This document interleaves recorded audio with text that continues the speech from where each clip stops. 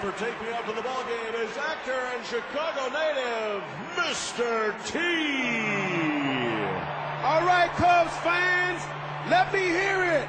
A 1, a 2, a 3. Take me out to the ball game. Take me out with the crowd. Buy me some peanuts and cracker jacks.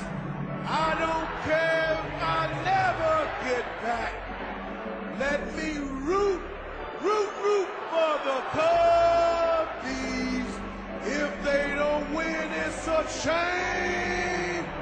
Oh, it's 1, 2, 3 strikes you out at the old ball game. Go Cubs, go! Go Cubs, go!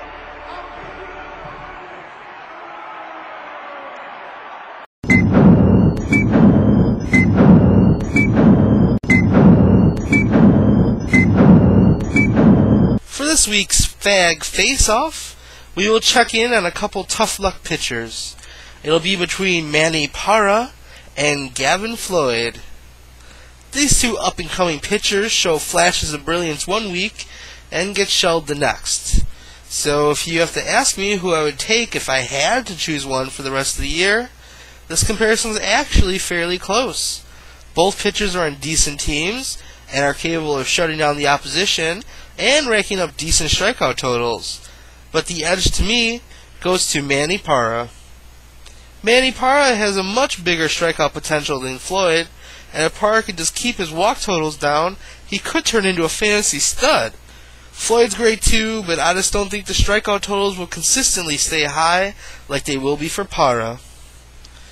So this week's Fag Face-Off winner is Manny Parra. And on a somber note, we have to say goodbye to someone very special to the show. Yes, our new WCW fantasy computer, Andromeda, had a freak glitch last week, and it fried her motherboard.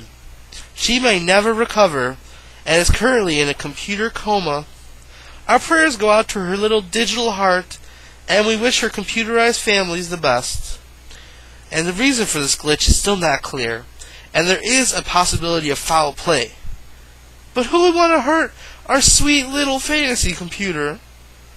We'll update the loyal WCW fans as soon as we have any new updates on this terrible situation. Now, we must push forward, as I'm sure Andromeda would have wanted it that way. Turn it up!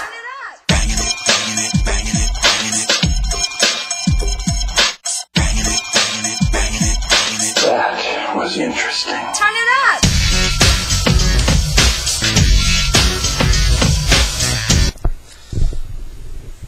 Our first matchup will be the matchup of the week, in which we saw a brutal back-and-forth contest between the Armenians and the Fums. The Armenians won the matchup 6-5-1, but once again the Bucktown Fums were able to retain their Smokin' Aces title.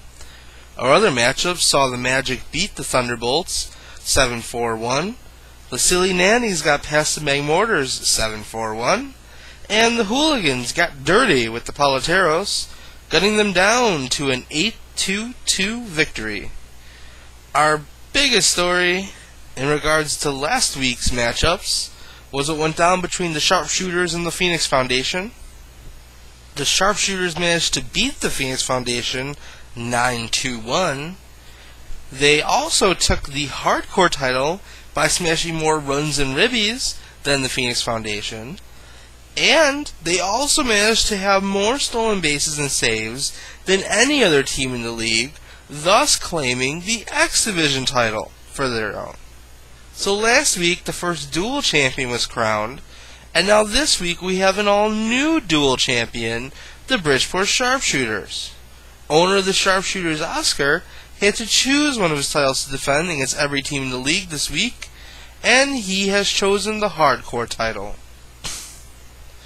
Which takes us right into the matchup of the week for next week, and it's got to be the matchup between the Bucktown Fums and the Bridgeport Sharpshooters.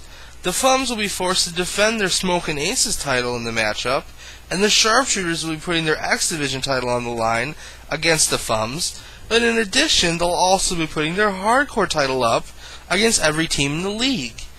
And we could possibly see our first ever undisputed champion if one of these teams somehow ends up with all three titles.